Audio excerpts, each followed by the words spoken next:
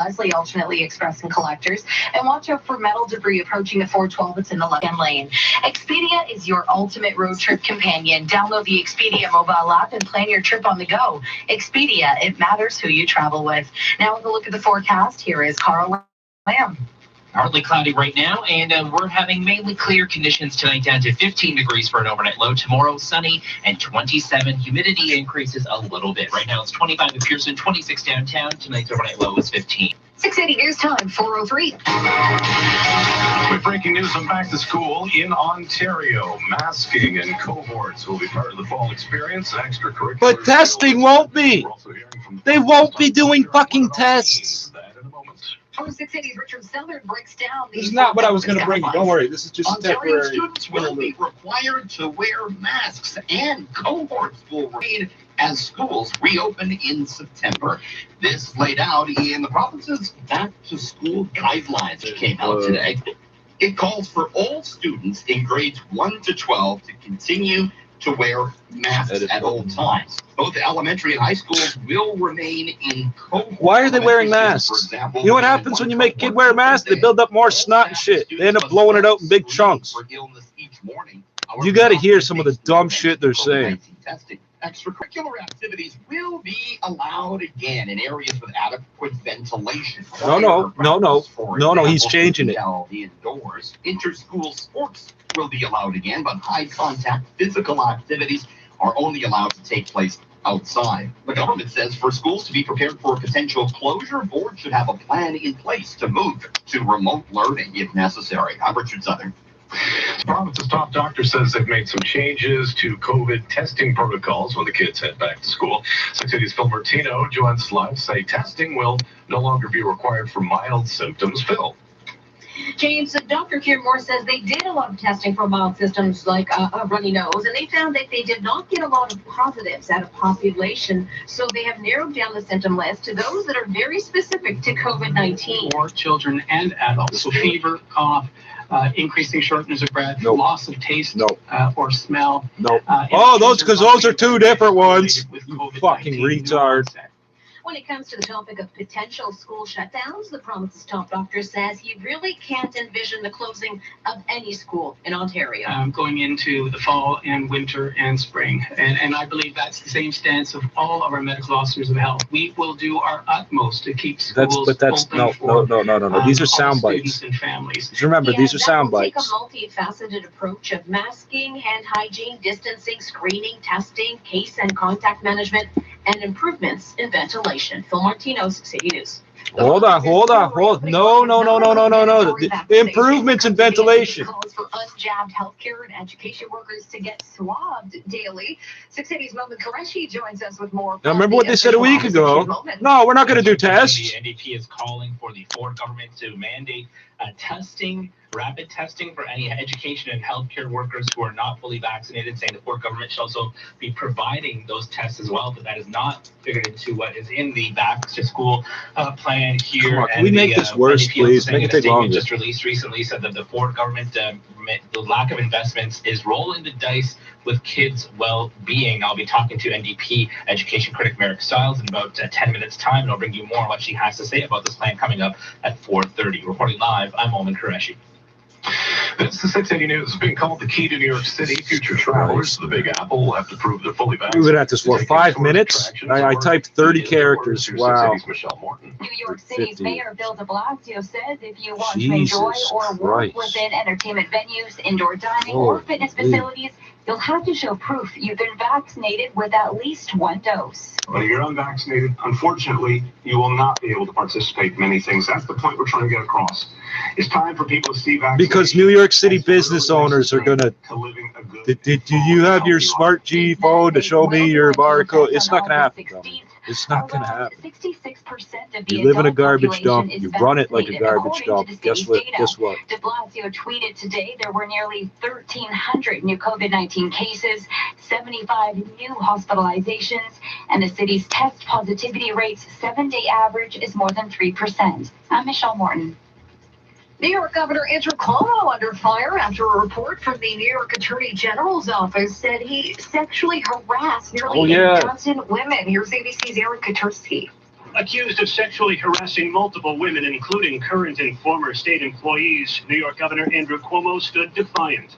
I want you to know directly from me that I never touched anyone inappropriately or made inappropriate sexual advances. Yeah, well, we don't know that. Any employee, I want you to know. Touching any employee, he said, "That's not who I am."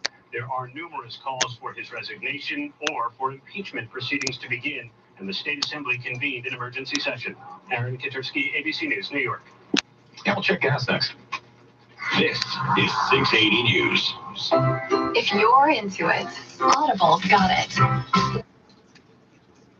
Oh, SoundCloud has stuff. That's good. Because anybody can see. I can't see the screen now to show you, but I'm gonna try to line it up. Yeah, as I'm working some other part of the computer, you're trying to manipulate things I'm not using. That's hilarious. It's hilarious that you keep trying that. You've tried everything. You've tried every possible fucking thing that could go wrong here. We'll fix it. It's okay. You're not a hacker. You're a child molester who's getting angrier and angrier that we won't change our mind about you. Right. The person using child molester tactics to leave weird messages and attack our system is a child molester. So you're going to get angrier and angrier. Right. And I don't give a fuck that it took an hour to get online. All right. So let's see if I can fix this.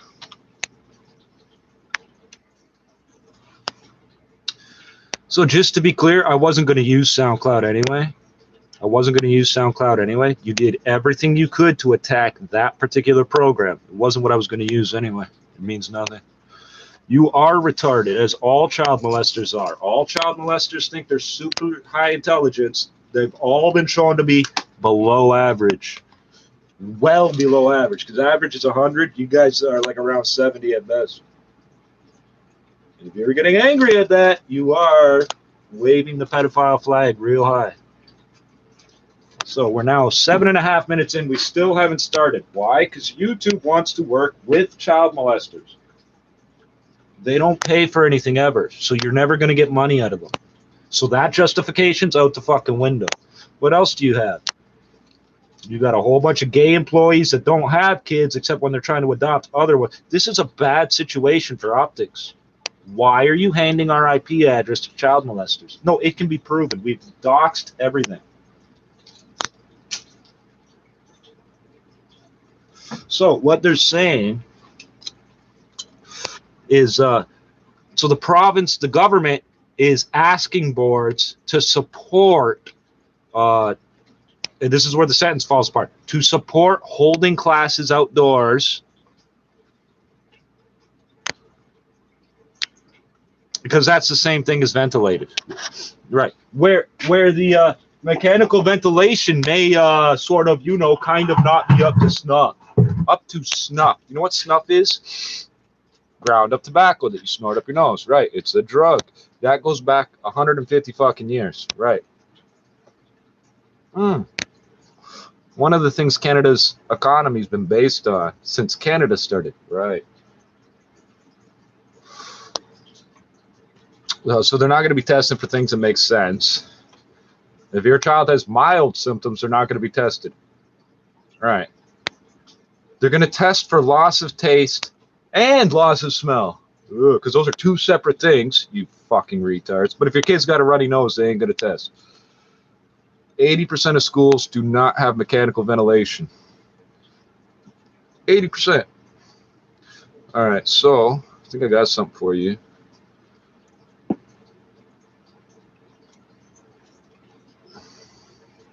Actually, hold on. Let me see if I can.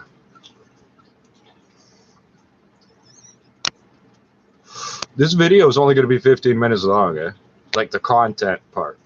I know you spent an hour and change now trying to. Well, I don't know what the deal is. Like one of the times that we don't have sound, I'm just going to go, oh, I'll just run it without sound. That's your big hack. To try to crack the encryption, and since you can't, YouTube just cuts the sound. Wow, you're so creative. You know what that means is people have been trying. So people have been from day one attempting to pipe in their own audio on other people's videos, Or YouTube would have a different way of dealing with it. Right. It's all deduction.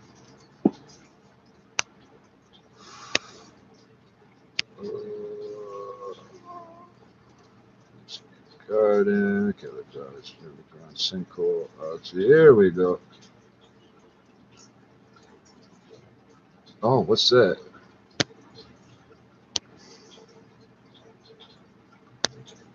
I don't know what this is, but I love the cartoon here.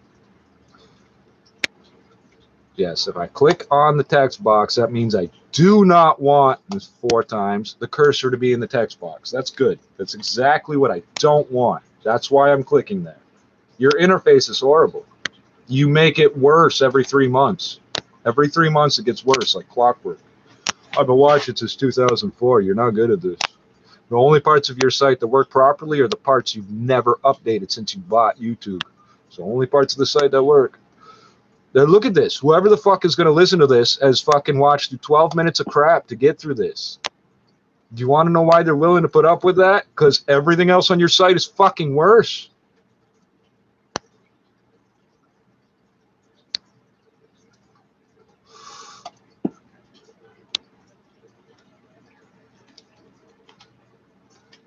I don't even have to play it. I could just leave the link here and leave now.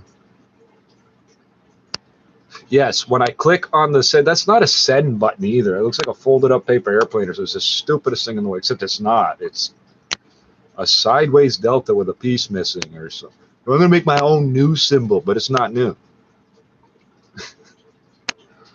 What was wrong with the carriage return key? Because that's what you're doing is a carriage return. And enter. What was wrong with that button?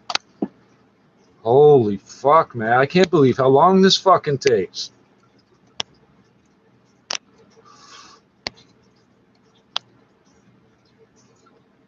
Okay, so that's the podcast. And then if you want to hear the stream, this is their second show. They have 2 channels, I think. They have a bunch, really. That one's the AM 846, whatever that means. All right. Wow, 13 minutes in. Holy fuck, YouTube. You've really shit yourselves with this one, man. Like, you've just... It's incredible how bad you are at this. So just for the hell of it. Yeah, Einar Tengen was talking on CRI here, that same thing here. All men these days want to find younger women. I mean, that's like the more abstract question. It's not the well, yeah. He was talking about how, like, as it's known as a fact amongst Chinese people that black people are picked up. Not just blacks, Asians, Mexicans, anybody who isn't white. That's what Einar Tengen said. Anybody not white.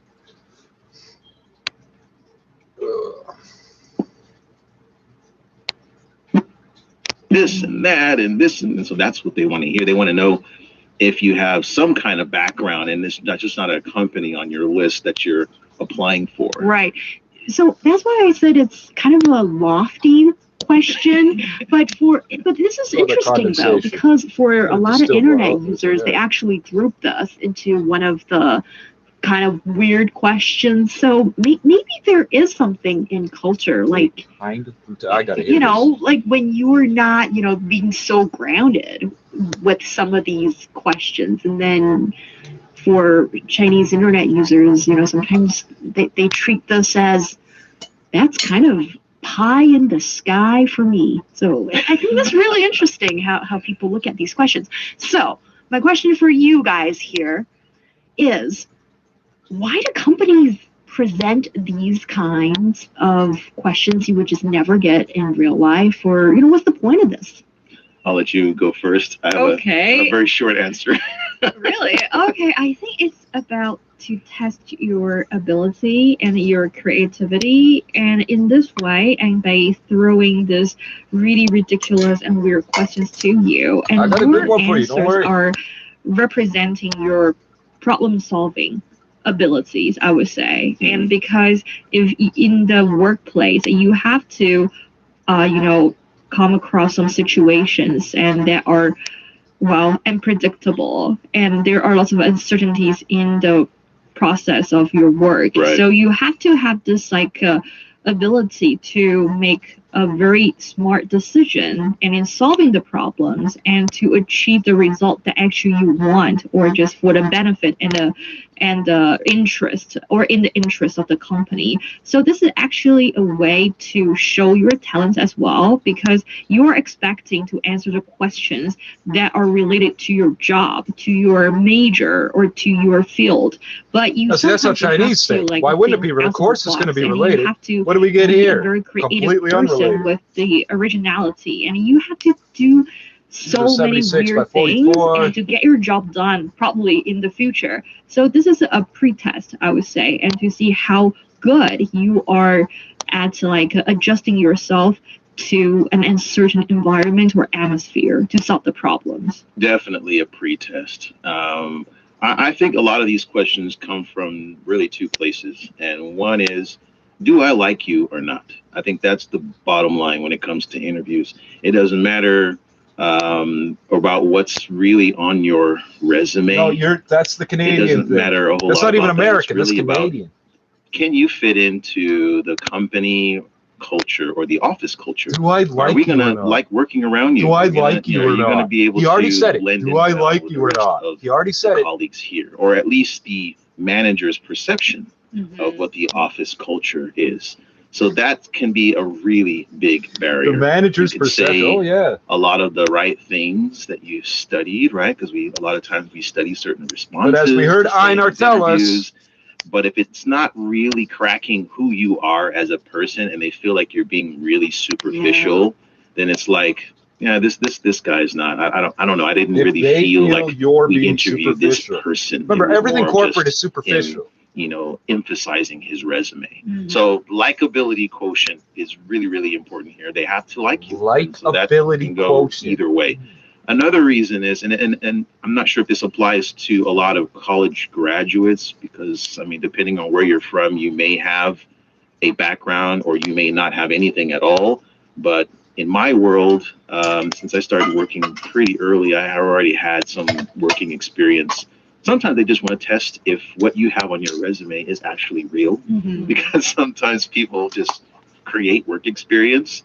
And sometimes they don't really believe it. So they want to ask you these questions. They want to put you on the spot to see it and watch you quiver and watch you, handle the situation.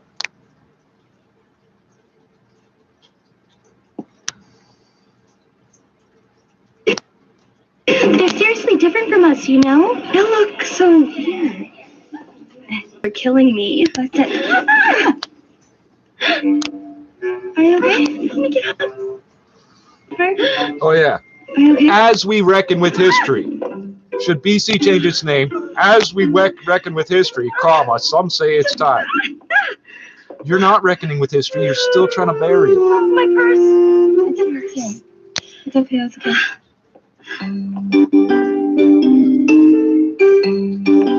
Oh,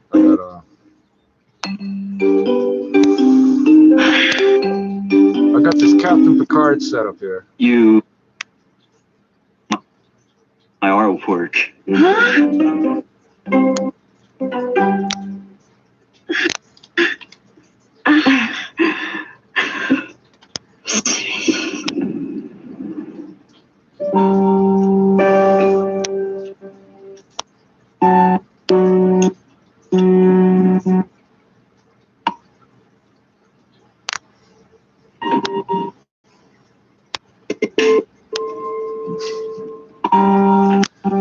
You see how they're just bombarding the system with bad data. Wow. You'll get married and buy a house and you're back together with your ex. That's great, because you two were together for so long, you don't want to waste that time. So you two live a happy life, but I beg you, disappear from my sight, please. Who are you talking about? Gome. You're going to marry her and have a baby. She even tried on... Okay. So just remember, the last time we did it this way, so when Russia and the U.S. were going at it, in the was it Black Sea, Caspian Sea, whatever. When Russia pulled their missiles out of their silos and all that shit. What was that, 6 months ago at best? We had to do this 5 times. What I'm about to do here, we did 5 separate times to cover a 30-minute show or some shit, or a 45-minute show. 5 times. Because it kept getting interrupted partway through. Our audio just cut out for no reason partway through every single time. And in between those 5 videos, I made like 5 dozen other videos with no problems. But watch, you're going to have problems here. Okay, so let's check this out. Examining the events that impact and shape China and the rest of the world. This is the Beijing Hour, 1 hour of news and information brought to you every weekday. Now here's your host, Shane Bigham with you on this Tuesday, August 3rd, 2020. Yeah, just some more things bugging me. They keep talking about, they won't use the term herd immunity because they've been told, oh, so herd immunity is a theory somebody came up with that's never been proven. No, polio doesn't prove it because polio was wiped out. Was it wiped out if we still have it? Polio, if we don't still have it, why are you still giving the vaccines? Right. Polio was essentially wiped out for the most part with the advent of clean running water and sewerage.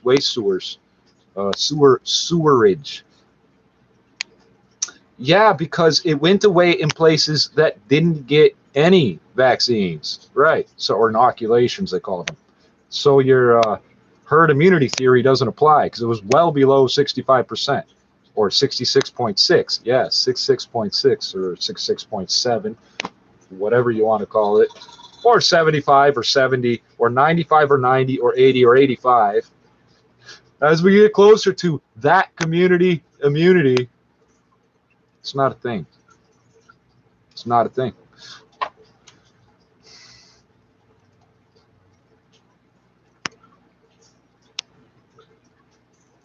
Just to be clear, it's not a thing.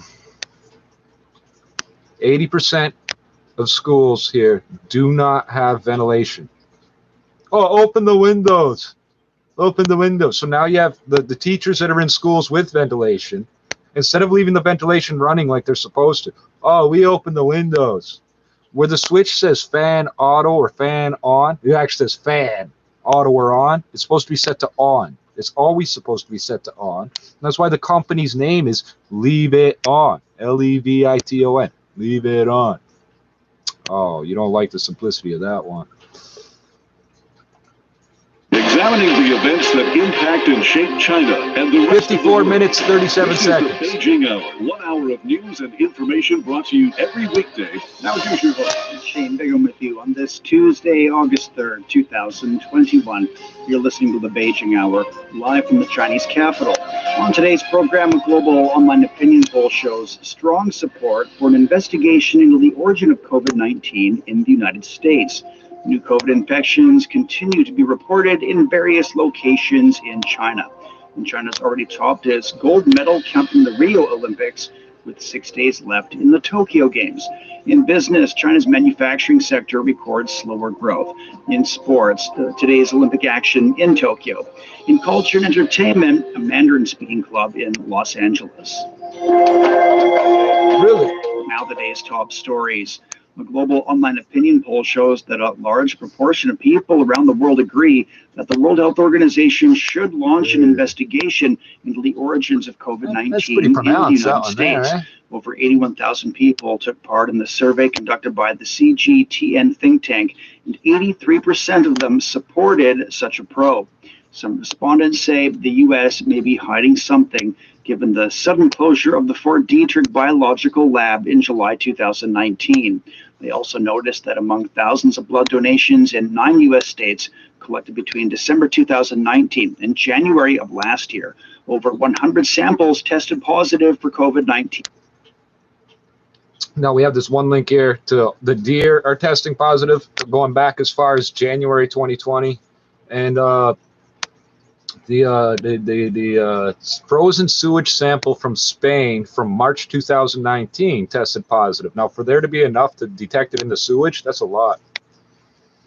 March 2019 in Spain. Right, this didn't start in China. 18 antibodies.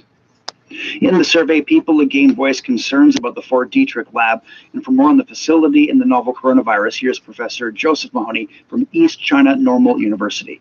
So there are 2 points to be made here. The first is that Fort Detrick is America's leading black box bioweapons-related research facility. It has long been involved in secret and dangerous research that has invited both real and imaginary risks and conspiracy theories, including extensively documented and somewhat credible allegations that some of its scientists have gone rogue and contributed to biological attacks or been victimized by them. It is a federal Superfund site, meaning parts of the base have experienced severe environmental pollution, and some believe this is linked to local cancer clusters. Additionally, in August 2019, its leading laboratory lost its license to operate for 8 months due to demonstrated failures of biosafety level 3 and 4 protocols. The lab was not allowed to resume full operations until April 2020. Consequently, there have long been calls in and outside the U.S. for more transparency related to Fort Detrick, including investigations of its activities past and present.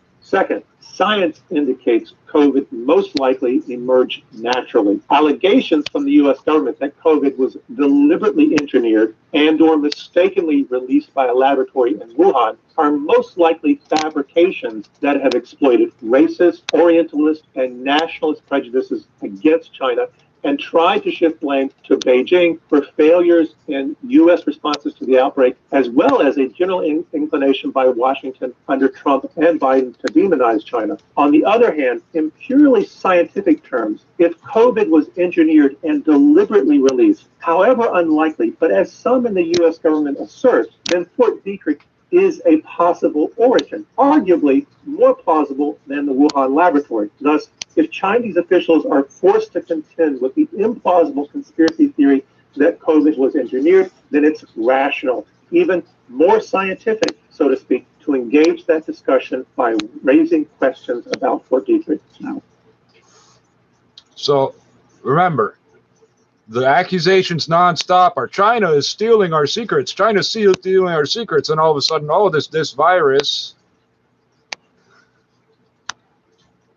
With the Canadian the Public Health Agency of Canada, the PHAC, was on the ground in Wuhan, China before December 21st, or on December 21st, or whatever, 2019. Because if you search that date on this channel, you'll find us listening to it, going, "Oh, this is going to be big." That was my response. Sorry, I think I cursed us. Yeah. The 2 Chinese nationals that just got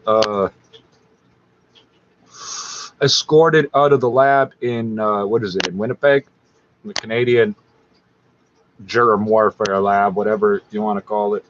Oh, we had weapons factories here in Toronto that was never written down that they existed, basically, during and just after World War II and so forth. They're gone. You won't find them now. Some of these buildings, radium. There's a building right on, I think it's Victoria Street, Victoria and Dundas Square, whatever.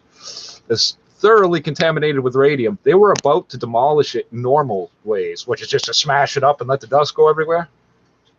So somebody flipped out and said, "That's the radium building. You can't knock that down." These clocks, this fucking clock, which doesn't glow in the dark anymore. Well, all these spikes, you'll notice is you may notice on every minute, on every numeral, there should be a mark, and you don't see a mark. They're all marked off in between, line, nothing. There's actually a dot of radium there that's supposed to glow in the dark. You know, unless, yeah, it's a little yellow square. It's a little yellow square about the same color as this. It's supposed to glow in the dark. This is Toronto where they do that shit. It's Canada, I should say, where they do that shit. So I know these people are not guessing wrong. Here, let's just go back to it. Was Professor Joseph Mahoney from East China Normal University. Located in Maryland, Fort Detrick was the center of the U.S. biological weapons program in the middle of the last century, and after that it hosted most elements of the country's biological defense program. The lab is known to research pathogens such as Ebola and smallpox. In July 2019, U.S. authorities asked it to terminate most of its operations over security concerns. Almost at the same time, a large-scale outbreak of vaping-related lung injuries emerged in several U.S. states. In Maryland, where Fort Detrick is located, the reported number of patients with the disease doubled in just 2 months. Reports say the illness has symptoms very similar to COVID-19. Despite concerns both at home and abroad, the U.S. governments remain silent on the possibility of a link between Fort Detrick and the origin of COVID-19. China's demanded an investigation into the facility on multiple occasions, calling on Washington to show transparency and respond to the concerns over COVID-19 origin tracing. Recently, Foreign Ministry spokesperson Zhao Lijian urged the United States to take 4 steps in this regard. Wu Guoxiu reports. Chinese Foreign Ministry spokesperson Zhao Lijian made it clear that it's some in the U.S. that made the process of the tracing of the origin of the coronavirus a particularly troublesome and flawed process. Zhao Lijian said it's those U.S. actions that are actually making it difficult, and he said the U.S. are doing so in order to shift its own responsibilities by smearing others. He also called these U.S. actions a disgrace. The United States has politicized the pandemic, stigmatized the virus, and instrumentalized source tracing in order to shift responsibility for an inadequate response to the pandemic and achieve the political purpose of discrediting and suppressing other countries. Its standards have been lying, smearing, and intimidation, with no respect for facts, science, or justice. This ugly page for the United States will surely go down in the history of humanity's fight against the pandemic. Zhao Lijian also says if the U.S. really wished to be transparent and responsible in the whole process, there are several things they could start doing right now. For one, Zhao suggests that U.S. could be publishing its own early case details. Those include the details of those cases that are found as early as in July 2019 in Wisconsin. He also suggested that the U.S. should be allowing and letting WHO experts to investigate the set for DETRICK lab. Remember, the flu of 1918, the 1918 flu started in like Arkansas or Alabama or some shit. Did not start anywhere near the country they always like to name it after. And about 200 biological labs outside of the U.S. He also said U.S. should be also disclosing and publishing the case details from military personnel who attended the 2019 World Military Games. And he said we should know what happened to those athletes and personnel who got sick there. The spokesperson also laid out evidence that put that theory of a lab leak in Wuhan as extremely unlikely. And Zhao also said time and again emphasizing that China has been and will be working for a transparent, open, cooperative, and scientific investigation with the international community, but China will not allow for lies and smearing about China. Calls for an investigation into Fort Detrick have been growing after some in the U.S. called for a second origin probe in China, sparking strong objections. If some countries still want to look into the lab leak theory, then they should investigate labs in other countries that haven't been investigated, as in Wuhan. Now, meantime, an online petition initiated by Chinese netizens urging the WHO to investigate the Fort Detrick lab has gained more than 20 million signatures. And so far, there's been no official comment from the U.S. side, but the petition has been reportedly attacked by multiple U.S. IP addresses. For tracing the origin of COVID-19, China has proposed joint research in multiple places around the world. The necessity of this proposal has been further approved after coronavirus antibodies were detected in blood samples collected by 2 Italian and Dutch labs dating to before the outbreak in Wuhan. So I heard this yesterday, so 7 a.m. it originally aired, so 7 p.m. or 9 p.m. I was tuning into this, my local time. Yesterday. It's the afternoon right now. I got this Stonehenge thing where the light is always shining in my window. The news media here ain't talking about this at all. So Sunday night here is Monday morning there, and they had a normal broadcast, whatever, business day, whatever, but we have Simcoe Day. Right. So on the last of the 3 days of the long weekend, 7 p.m., this broadcast came out. Okay? Don't forget those details. Separate media reports said early outbreak sites. So and just remember how many times I've said like the like this thing with Russia pulling out their ICBMs and all that. Was I believe it was a Friday, wasn't it, when that came out? They time all this in certain ways. In some European countries are linked to U.S. military bases, and that the coronavirus is likely to have spread to Europe through the Armed Services Blood Program, which involves the Fort Detrick biolab. And for more on the joint origin research, here's Professor Hong Jie from the School of Public Health at Peking University.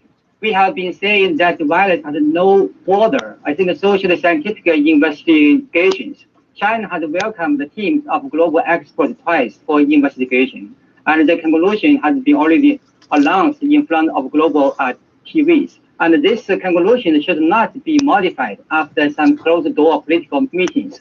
So I think it's reasonable for similar scientific investigation to be conducted elsewhere. I understand that there is a 96% genome sequence similarity between the SARS-CoV-2 virus that affected a human being and the one virus that affected a bat found in China. But the 4% of genome difference is actually a huge difference. For example, the humans and the chimpanzees also have a 4% genome difference. But the common ancestor for humans and the chimpanzees are more than 5 million years ago. So I think the finding and the transparent sharing of genetic information of such a bat in China should be viewed as a contribution to science and global health, not the other way around.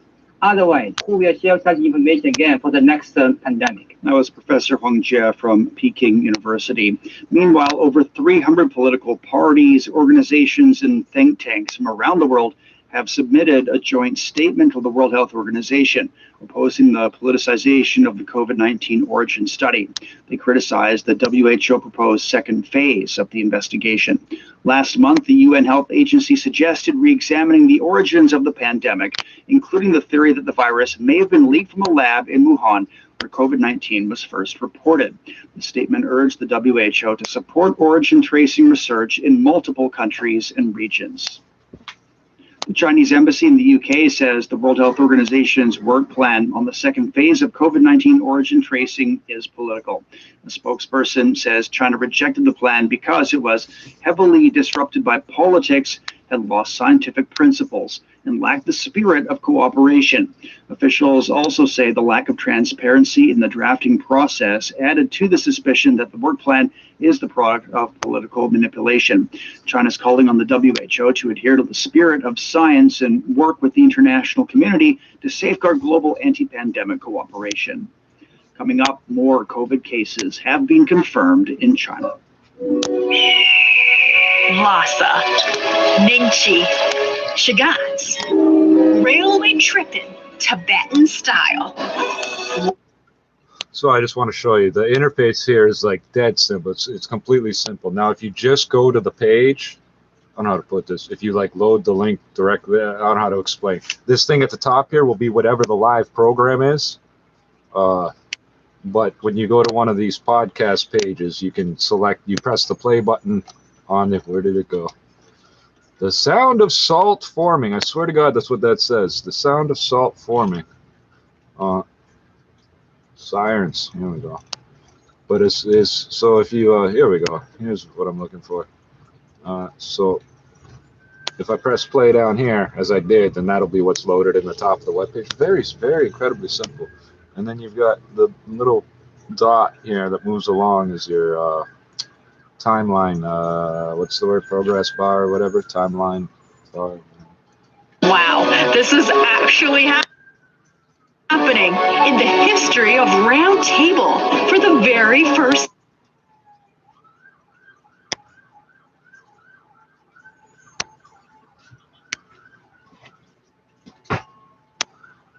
Let's get out of the way.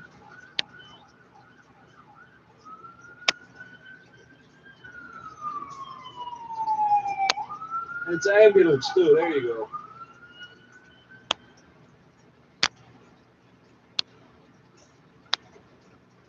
All right. Okay. So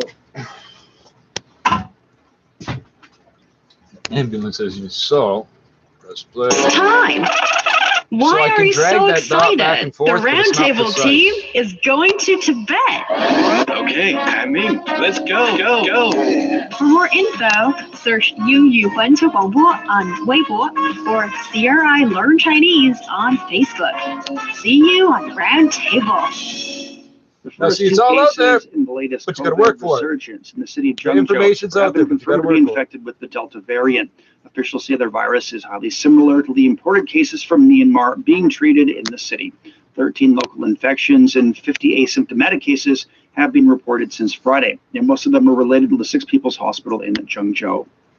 Beijing reported one new local COVID-19 infection yesterday. The patient was a close contact of the confirmed case reported on Wednesday. The close contacts of the new case are now under medical observation.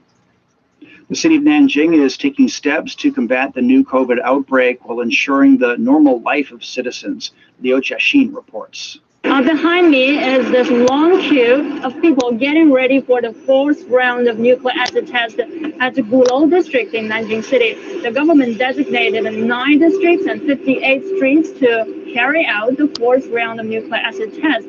Earlier, 204 out of 26 million samples in the 3 rounds of nucleic acid testing tested positive. So it's really necessary to carry out further testing to screen all the cases. The delivery workers have become a high-risk group because of their risk of infection. And with 1 new cases reported being occurring in the city, the government has banned all the deliverymen from entering residential communities. And the parcels they are carrying are under disinfection at least twice a day.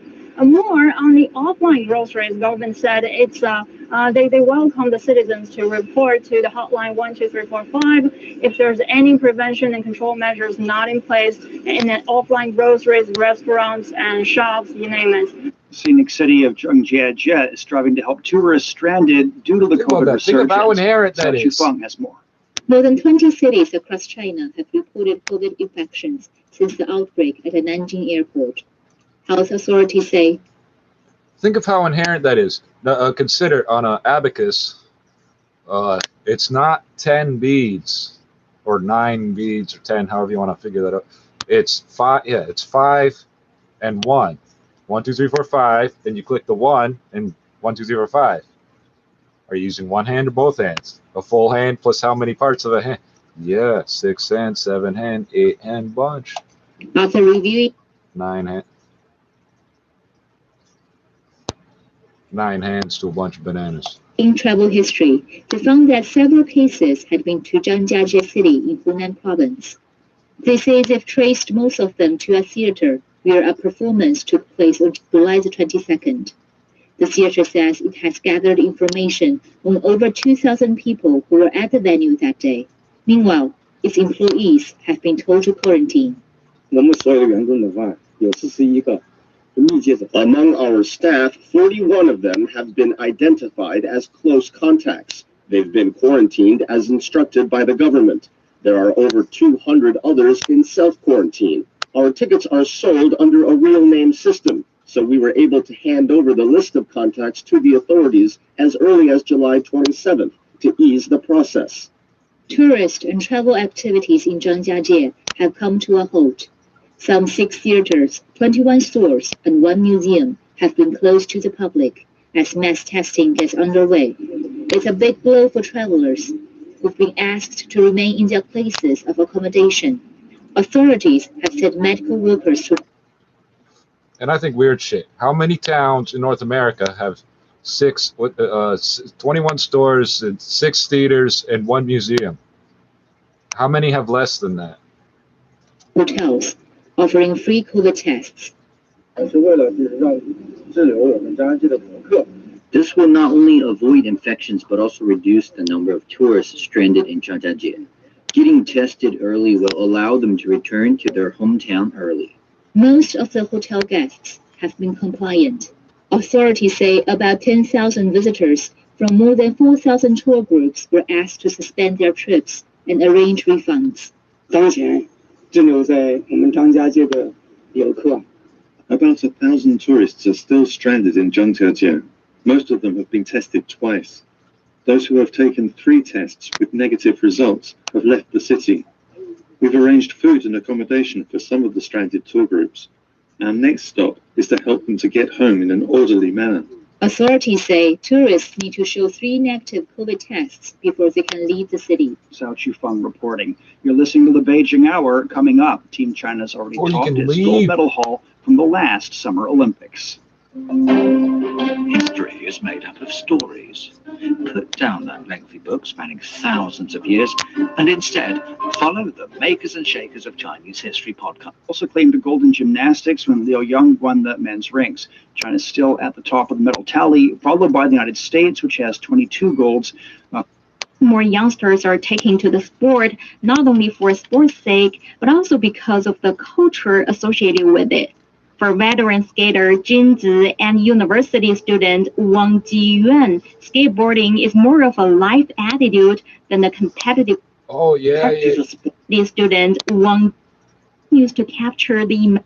I have to practice with 17 gold medals.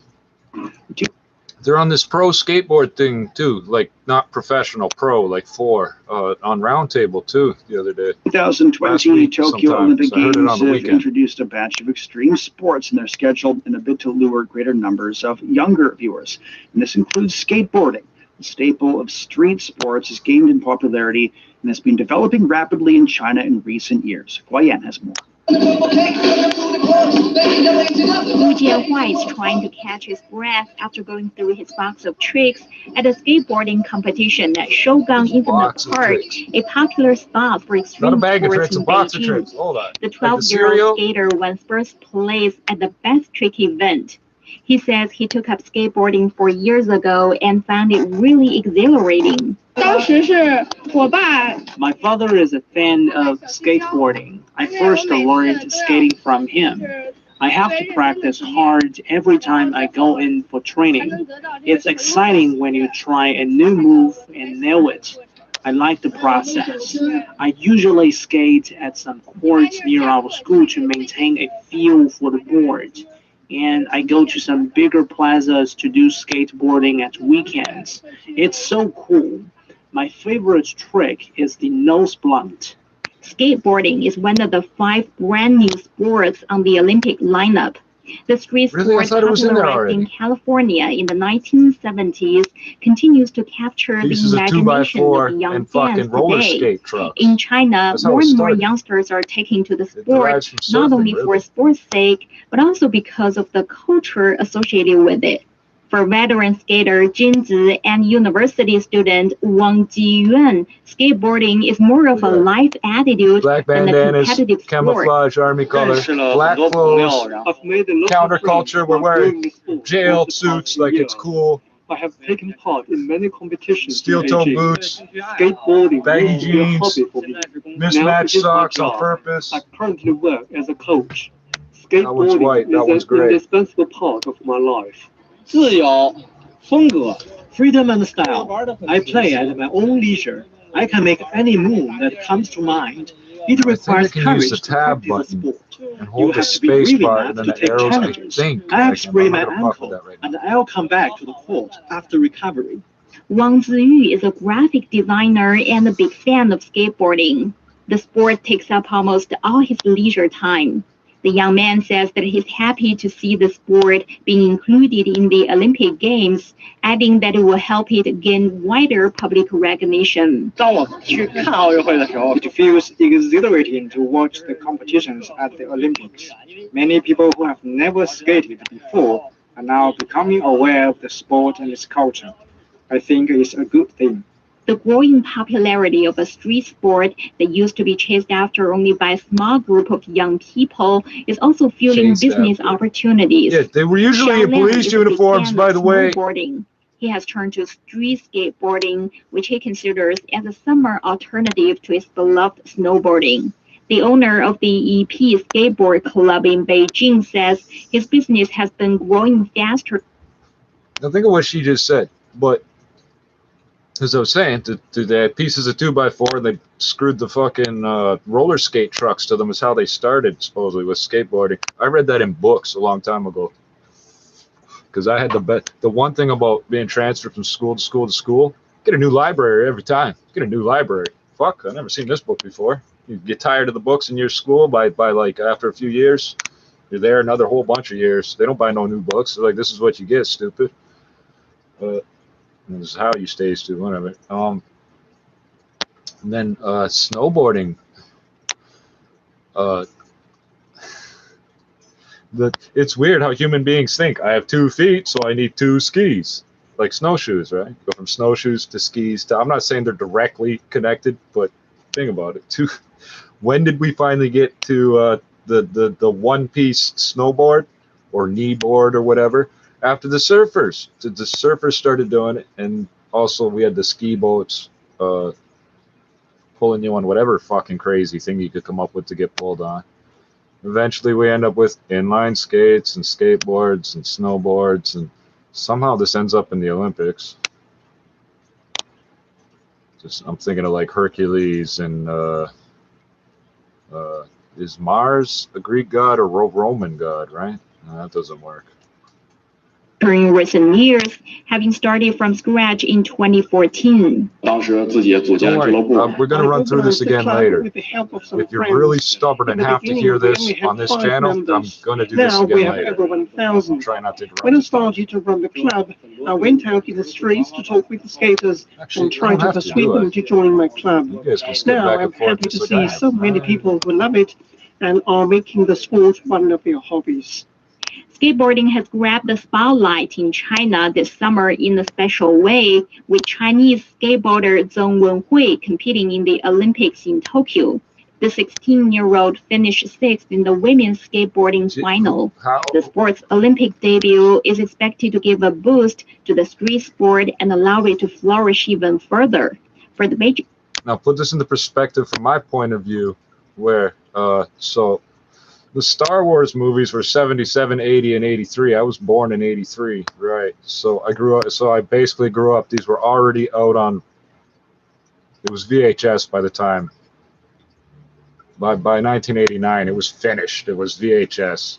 And the odd thing is, we had a 6-head VCR at one point, and then I started seeing 4-head, and I thought those were not as cool or something. But anyway, Back to the Future movies. 2021. So 2021, the 2020 Olympics being held in 2021, the 2020 Olympics they just said 15, right? A 15-year-old Chinese girl is like leading the way in skateboarding at the Tokyo 2020 Olympics in 2021. That's, was it the 3rd movie or whatever, the Back to the Future movie? It's 2015. Yeah, remember when that day passed? You're like, wow, this is weird. It's been 6 years since then. It's been 5 plus a year and a half off or whatever. So as I said, I'll probably I'll do this live stream again and try to let this run all the way through. I can't remember. I didn't listen to the whole thing. I caught pieces of it. I was like, oh shit, I got to share this. And in fact, I caught the last rerun of the day. So apparently they rerun this like 6 times or something. But the last rerun of the day, that's why I didn't try going live, because I was when I heard all this, it was already partway through. So maybe I will try doing this again later, and maybe I won't. But the links are right there. This is Guoyan. You can listen uninterrupted on your own schedule without even getting this far into the video. That's why I put those up in the chat first. The Olympic Games originated from Greece, but the modern games were born in a small town in the English Midlands. John Bevere visited the place and has the story. Welcome to Much Wenlock. Population 3,000. Charming English town and birthplace of the modern Olympics. All thanks to the drive and determination of one man. I'm going to consider this doing like background checks, like research on the crooked rich people of the world. Otherwise, I would skip this. It started here in 1850 when William Penny Brooks, the doctor of the town, decided he wanted to make people fitter and healthier. And so he started a Wenlock Olympian Games, which were held annually, where there were sporting activities and arts activities. And they were for the working classes. And that was so successful that he started Shropshire Olympian Games in the local area where we live. He then started the National Olympian Association. Everything from athletic events to demonstrating skill on horseback made the victors locally famous.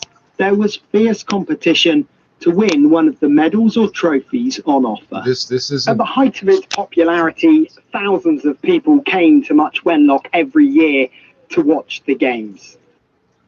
So in China, they have 5 levels of government: city, town, county, province, and central. Ding, ding, ding, ding, ding, ding. Thank you. It's kind of interesting if you're it depends where you are on the spectrum of where this affects you, how this affects you. In Canada, if you have Indian status, technically you're considered in certain ways a ward of the federal government. There's pros and cons to that. We're still arguing this shit out, and they try to ignore us, and we keep screaming and whatever. They throw rocks at us, we shoot at them, and they run away. And the courts say there's nothing we can do about it. Right? Okay. So it's just interesting to me to see how the Chinese central government treats the citizens. Like here's this fairy tale story of the Olympics. Okay, now in their news summaries and news programs and shit, they will talk about corruption of the Olympics and shit, and oh, most Japanese people are opposed to the Olympics being run right now, so on and so forth. But right now we're getting this fairy tale story of the Olympics starting. Oh, this is something for them to talk about over tea and hot pot and dim sum or whatever throughout the day. That's what this is about. So like 22-hour-old. Is it on the button? Because it'll be 11 UTC or 2300, I should say, UTC. When but you knew what I meant, PM. When this next edition of the Beijing Hour runs. Let's just let it run through. Athletes and spectators alike came from far and wide, and it was one spectator in particular who took the ideas that he saw here and turned them into the Olympic Games that we know today. Pierre de Coubertin was a French aristocrat involved in reforming physical education in schools. In 1890, he watched the Games in Much Wenlock. 4 years later, he formed the International Olympic Committee, and the rest is history. You said it started in England. This guy's a Frenchman. Hold on. Phenomenon that is the Olympics was largely forgotten. It wasn't until David Young, an American academic, was in researching the history of the Olympics, that he came across some letters, I think, from William Penny Brooks to the King of Greece. And he said, well, who's this guy, William Penny Brooks? Hello. And he said, well, he's from Much Wenlock. He came to Much Wenlock, went to the archives, and found all this primary evidence of the connection between Pierre de Coubertin and William Penny Brooks. And he wrote an academic paper on it. And that's when we realized the town had this connection. Although disrupted by the pandemic, the Games in Much Wenlock still take place, and the local area still has a number of thriving clubs in lots of different sports. William Penny Brooks died just 4 months before the first modern Olympic Games was held in Athens in 1896. But his legacy lives on to this day, both locally and on a truly global scale. And that was John Bevere reporting. An executive order from U.S. President Joe Biden took effect yesterday to ban American investment in 59 Chinese companies. 620. The blacklist was first signed by former President Donald Trump, with China Telecom and China Mobile among the 31 affected firms. Biden added 28 companies to that list in June. By the way, Surgeon General says he's kill you. I haven't said that in a while. Professor John Gong at the University of International Business and Economics has shared his views on the ban. Well, I think the Biden administration is pretty much carrying on the Trump administration's strategy of decoupling, starting from the technology area. I think this event is one more example that the Biden administration is still very much constrained by the political consensus in the United States, as well as in the Congress. But I think the United States needs to learn from its own history with respect to its relationship with the United Kingdom At one point in history, the United States was very much subject to the same kind of sort of technology decoupling with UK. But look at history. It doesn't prevent the United States from development. I think what's happening in China right now is that pretty much all the high-tech companies will be operating under the assumption that the company is coming, that self-reliance, self-indigenous development will be the mainstream thinking in China right now. So eventually, I think what's going to happen in China is going to develop in a direction exactly the opposite of what the U.S. government is hoping for. And that was Professor John Gong at the University of International Business and Economics. Data from the CDC in the United States shows that 70% of the country's adult populations received at least one shot of a COVID-19 vaccine. The country reached the milestone a month behind President Joe Biden's 4th of July goal. As of Monday, 70% of adults aged 18 and older have received at least one dose, and nearly 61% have been fully vaccinated. The CDC says new infections week on week have increased 64%, with cases attributed to the Delta variant predicted to rise to 82%. According to data from Johns Hopkins University, the U.S. has recorded more than 35 million COVID-19 infections and more than 613,000 people have died from the disease. Beijing today, the forecast calling for cloudy skies and 30 degrees Celsius, the low 24 tonight. Chongqing will be sunny with a high of 40. The low is 28. Also, we'll get a slight rainfall in 21 degrees, a low of 13. Hong Kong will see heavy rainfall on the day in 31 degrees, a low of 26. In North America, Washington, D.C. on Tuesday will be overcast in 27 Celsius. New York City also overcast in 27. In Africa, Nairobi is overcast in 22 degrees. And finally, to Oceania, Port Vila is getting a slight rainfall on the day in 26 degrees Celsius. It's time for a short break. So far this hour, the global online opinion poll shows strong support for an investigation into the origin of COVID-19 in the United States. New COVID infections continue to be reported in various locations in China. And China's already topped its gold medal count in the Rio Olympics with 6 days left in the Tokyo Games. Shane Bigham with you. Stay with us here on the Beijing Hour. A million, a billion, or maybe a gazillion years ago, a giant split open an egg, thanking the lady giant, made people, and Mr. Curie, the button, Mr. Handyman, the Baron on the truck. This is our new season of Chinese folktales, and we will explore the ancient, mystical world together. Available on Apple Podcasts, Spotify, Google Podcasts, Stitcher, or wherever you listen. Examining the events that impact and shape China and the rest of the world. This is the Beijing Hour, 1 hour of news and information brought to you every weekday. Now, here's your host, Shane Bigham, with you on this Tuesday morning. Still to come in business, China's manufacturing sector records slower growth. In sports, today's Olympic action in Tokyo. In culture and entertainment, a Mandarin-speaking club in Los Angeles. You can contact us through email at beijinghour@cri.com.cn. Now checking the day's headlines. The global online opinion poll shows that a large proportion of people around the world agree that the World Health Organization should launch an investigation into the origins of COVID-19 in the United States. Over 81,000 people took part in the survey conducted by the CGTN think tank, and 83% of them supported such a probe. Some respondents say the U.S. may be hiding something, given the sudden closure of the Fort Detrick Biological Lab in July 2019. They also noticed that among thousands of blood donations in 9 U.S. states collected between December 2019 and January of last year, over 100 samples tested positive for COVID-19 antibodies. More than 300 people have been confirmed dead in recent flooding in Henan province, and 50 others are still missing. The vast majority of the victims were reported in the provincial capital. And these motherfuckers know about sickle cell and B19. Don't kid yourself. Chinese central authorities have decided to set up an investigation team to assess the local flood response. Beijing says it firmly opposes foreign interference in Macau's affairs.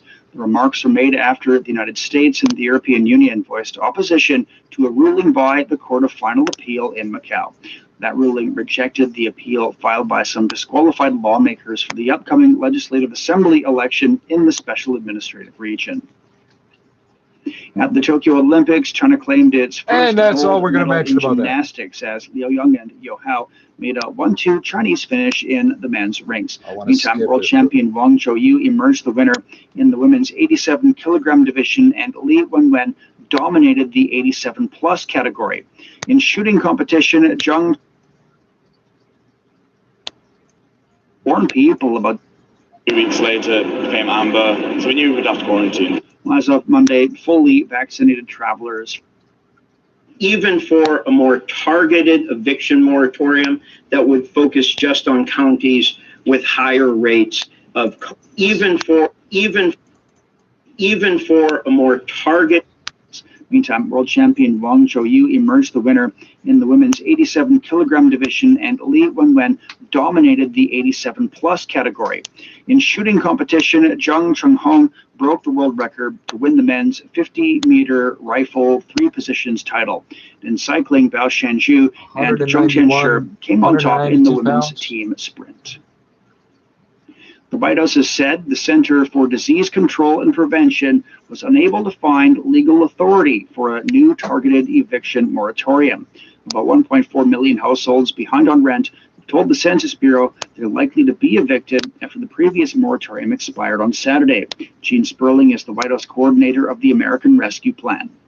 To date, the CDC director and her team have been unable to find legal authority, even for a more targeted eviction moratorium that would focus just on counties with higher rates of COVID spread. Sperling said the Biden administration's investigating any possible additional legal options to forestall the evictions. But he also noted that state-level efforts to stop evictions would spare a third of the country from evictions over the next month. The Biden administration said in a statement that cities and states have been slow to act on the $45 billion allocated to them to keep renters in their homes. In June, the Supreme Court ruled that it wouldn't back further extensions to the eviction moratorium, but that Congress would have to act to extend the moratorium. U.S. authorities say a third police officer who responded to the January 6th riot at the U.S. Capitol has committed suicide. The Metropolitan Police Department says the officer, identified as Gunther Hashida, was found dead at his home last Thursday. Earlier this year, Metropolitan Police Officer Jeffrey Smith and Capitol Police Officer Howard Liebengood, who both responded to the riot, committed suicide. 5 people died in the riots when former President Donald Trump supporters stormed the Capitol on January the 6th. More than 550 people have been charged for the riot, and one person so far has been jailed for 8 months for breaching Congress. Britain's opened its borders to fully vaccinated travelers from the United States and the European Union. Travelers who arrived in the UK from EU countries welcomed the new rules, which came into effect on Monday. Finally, the restrictions are open, so I can come. It's less complicated. I just need to get like a day 2 test and being fully vaccinated. Well, when we first booked, it was green, so there wouldn't have been any quarantine, but I think like 2 weeks later it became amber, so we knew we'd have to quarantine. As of Monday, fully vaccinated travelers from destinations on Britain's amber list are allowed to enter the country without self-isolating for 10 days. The British government is considering creating an amber watch list to warn people about destinations that may be downgraded due to rising infections or new COVID-19 variants. This is Shane Bigham live from the Chinese capital. Coming up in business, China's manufacturing sector has recorded its slowest growth in 15 months. You're listening to the Beijing Hour. Continues to grow. Xpeng said Monday it sold more than 8,000 vehicles last month, up 228% year on year. On Sunday, Nasdaq listed Li Auto reported that it sold more than 8,500 units of its one SUV. That's a jump of 251% year on year.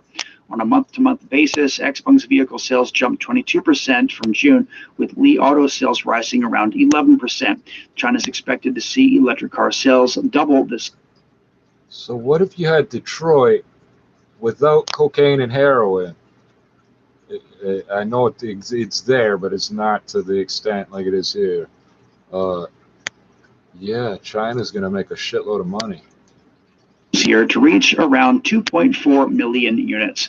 And with more on this, we're joined by financial analyst Einar Tangen. Good morning. And what do you think is driving this growth in electric vehicle sales? You guys said some interesting shit on business. Oh, well, quite frankly, it's a good buy, and especially in China, there are less restrictions in terms of getting a license plate. The overall cost of having an electric car is much less than having a combustion car, and subsidies put forward by the government are going to be extended to 2022.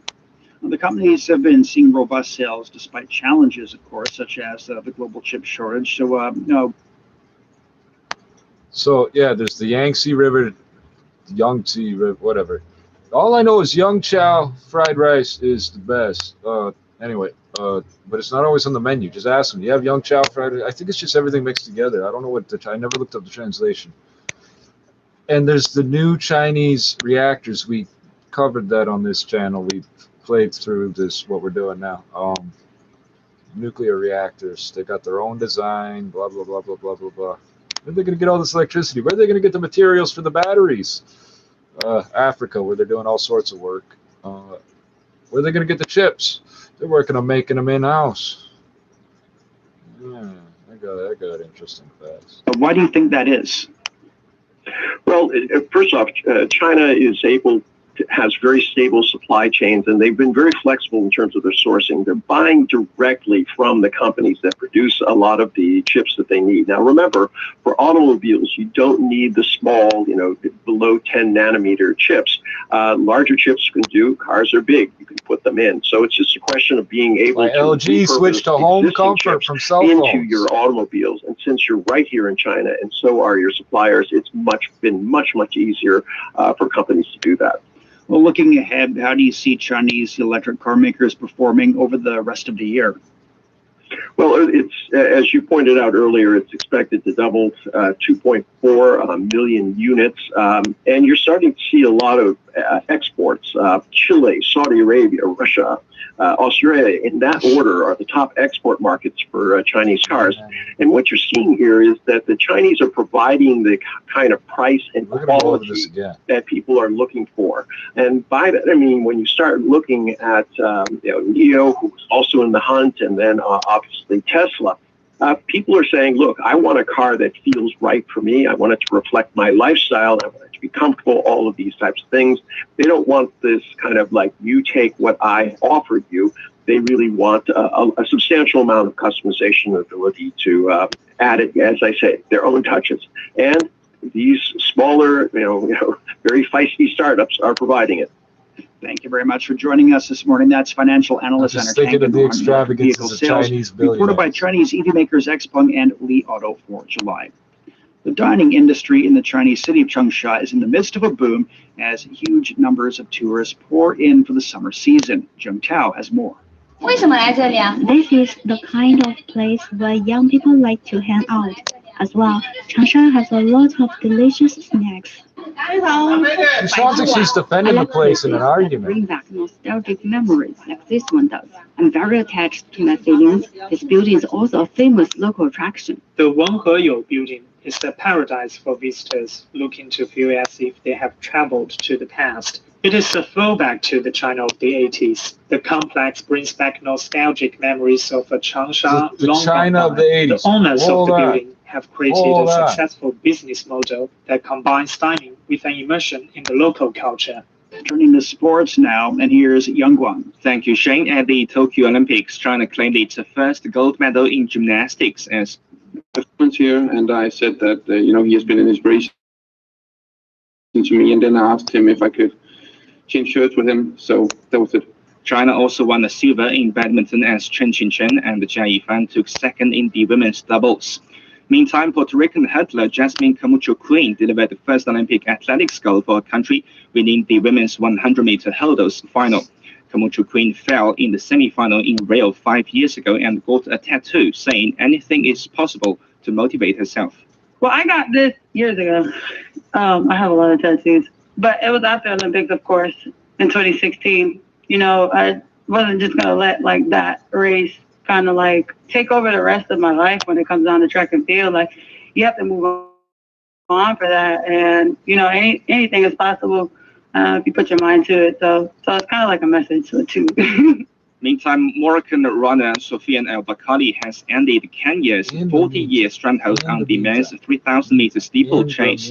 In women's football, title favorites the USA suffered a shock 1-0 defeat to Canada and failed to qualify for the final for the second consecutive games. Canada will face Sweden in Friday's gold medal match. After more than a week of empty arenas, there were fans in attendance in some of the venues at the Tokyo Olympics. For more on this, we're now on the line with Dan Williams in Tokyo. Good morning, Dan. Can you walk us through the return of spectators into the Olympic venues? Some bridging back. We've seen some of those images over the last few days as well. But this is a genuine deal where cyclists now are really the only athletes after all that kind of build-up. They're the only ones really now enjoying a more authentic Olympic experience. Well, looking forward, what are the highlights worth attention today at the Olympics? That's a much better sight line than you realize. Well, that's right. Yeah, the action really does continue, doesn't it? 24 gold medal events today. There's 3 actually of those will be up for grabs at the velodrome. Climbing makes its Olympic debut, so that too is a new sport looking to make a big impression, like we've seen with some of the other new sports here, such as surfing and skateboarding and freestyle BMX. And I would strongly recommend for people to watch for a little time at least, just to try and understand the skill involved. But it's going to be fascinating to see whether that comes across in the same way that some of the other new sports have indeed done. Elsewhere, perhaps the more traditional events in athletics, there are 6 gold medal events. A lot of eyes will be on, of course, the women's 200 meters now. To make it for 1, 2, 3 in the 100 meters, Elaine Thompson-Herah won that one. She's looking to do the double, and if she does that, she'll become the first woman to achieve such a feat. There's also the women's 800 meter final as well. Can we hear about this Mandarin Club in where was it? That one to China. She becomes the first Chinese athlete to reach the women's 800 meters final. Wang Jun is also in action in the women's hammer final as well. So more chances in athletics for China to add to their medals. There's also China interest in the canoe sprint as well, not least in the men's double 1,000 meters final, where Hu Tao and Johnson Fei, they go in that one. And then there's diving too as well, of course. China doing so well. Once again in that sport. Remember in Rio, there were 7 out of the 8 gold medals up to grab. Wang Zongyuan and 30 Ye both go to gold in that. They, of course, doubled up in synchronized events earlier in the competition. And there's more action too in the artistic gymnastics as well, with the women's balance beam final also taking place today. All eyes will, of course, be on Simone Biles, the US athlete returns after pulling out of events due to mental health pressures. Guan Chen goes to China along with Tang Tianxi as well. There's plenty of China interest there, but the world media definitely will be focusing on Simone Biles in that one. Okay, thank you very much. That was Dan Williams in Tokyo. Now, coming up in culture and entertainment, a Mandarin speaking club in Los Angeles. The Beijing Hour. Hello, I'm Peter Dinklage from X-Men Days of Future Past. You are listening to the Beijing Hour. Hi, I'm Kathy Freeman, and you're listening to the Beijing Hour. Hi, everyone. I'm Lang Lang. Welcome to the Beijing Hour. The Beijing Hour, your window to China and the world. U.S. headquartered nonprofit educational organizations launched a Mandarin-speaking club in Los Angeles. The program is run by Toastmasters International for Advanced Chinese Language Learners. The NGO was founded in California in 1924. The 44th session of the UNESCO World Heritage Committee concluded in the Chinese city of Fuzhou over the weekend. The session inscribed 34 new sites on the World Heritage list, bringing the total to 1,154. That's not proportional coverage. The current session's inscriptions include 29 cultural sites and 5 natural ones. Among the newly added sites is Quanzhou Emporium of the World in Songyuan, China, in Fujian Province. It brings the number of World Heritage sites in the country to 56. Located on narrow plains along the coastline of Fujian, Quanzhou was one of the world's largest ports along the historic maritime Silk Road. The serial property includes 22 sites of administrative buildings and structures, religious buildings, and statues. The property witnessed multicultural communities, cultural memorial sites and monuments, the production of ceramics and iron, and a transportation network formed of bridges, docks, and pagodas that guided voyagers. 宋元泉州in the Song and Yuan dynasties was an outstanding example of the world's ocean trade ports at the time.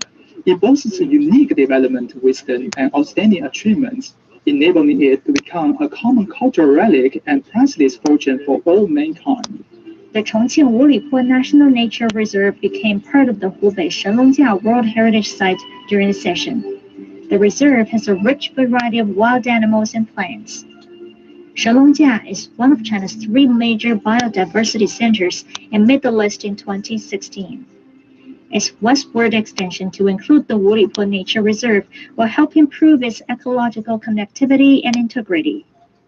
The committee reviewed over 200 state of conservation reports of World Heritage properties and recognized 3 properties, namely the Great Wall of China, the Tai National Park, and Como National Park, both in Côte d'Ivoire, as the model cases of conservation and management. The Fuzhou Declaration was adopted during the session, calling for scaling up support to developing countries, especially to African countries and small island developing states. That was Li Chong reporting. Checking the forecast before we go for the day, in Beijing, getting cloudy skies and 30 degrees Celsius, a low down to 24. Chongqing will be sunny and 40 degrees, the low is 28. Los is getting slight rainfall and 21 with a low of 13. Hong Kong will see heavy rainfall, the high is 31, the low on the day is 26. In North America, Washington, D.C. will be overcast on Tuesday and 27 degrees Celsius. New York City also overcast and 27. In Africa, Nairobi is getting overcast conditions and 22 degrees. And finally, to Oceania, Port Vila will see a slight rainfall and 26 degrees Celsius.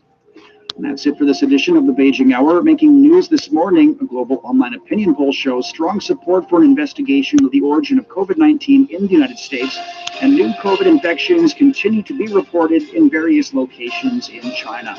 On behalf of the staff, this is Shane Bigham in the Chinese capital, hoping you'll join us for the next edition of the Beijing Hour and open a window to the world together.